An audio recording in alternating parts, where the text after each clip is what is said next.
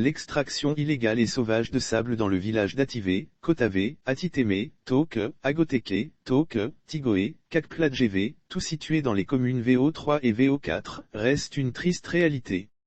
En effet, des sociétés d'extraction de sable comme Nativité, ATM et 3S, pour n'en citer que celles-là, ont installé des carrières où des dizaines de camions de sable se rendent extraire presque journellement du sable, avec pour conséquence la dégradation des routes et la mise en demeure d'occupants aujourd'hui dos au mur. Fait surprenant, cette activité rondement menée n'a pas été avalisée par la Direction générale des mines et de la géologie, DGMG, qui n'a, visiblement, pas donné de permis d'exploitation de sable à aucune de ces sociétés dans la préfecture. Alors, à qui la faute?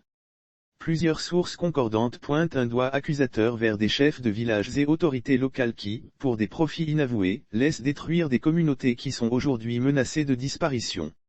Le silence de l'Alliance nationale des consommateurs et de l'environnement au Togo, Togo, reste inquiétant.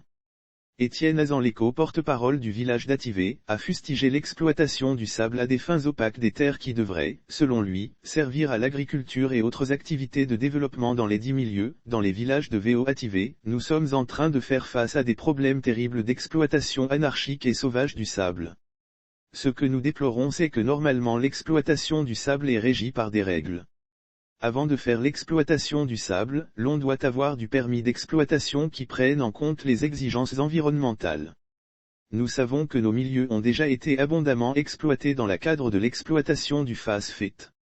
Aujourd'hui, le peu de terre qui nous reste, que les populations doivent exploiter pour l'agriculture et autres activités de développement sont en train d'être dégradées profondément par l'exploitation de sable. C'est pourquoi nous avons visité aujourd'hui les terrains pour faire l'état des lieux et voir ce qu'il y a lieu de faire, a-t-il déclaré, tout en invitant le garant du respect des règles, qui n'est autre que l'État à maintenir l'ordre et faire respecter les lois. Nous en appelons à l'État pour qu'il prenne les dispositions afin que les mesures applicables soient observées pour que l'ordre puisse régner, sinon les villages finiront par disparaître avec ce que nous sommes en train de voir, a-t-il martelé. Étienne Azanleko assure qu'ils ont discuté avec les responsables communaux, mais le problème ne se règle pas. Nous voyons que les autorités qui sont garantes de la préservation de nos milieux et de son développement, mais ce que nous voyons, c'est l'exploitation à des fins inavouées. Voilà pourquoi nous lançons l'appel aux autorités traditionnelles, communales ainsi qu'à l'État togolais pour que si exploitation il doit y avoir, que cela se fasse dans les règles de l'art. Reste à savoir si cette bouteille lancée à la mer trouvera un écho favorable.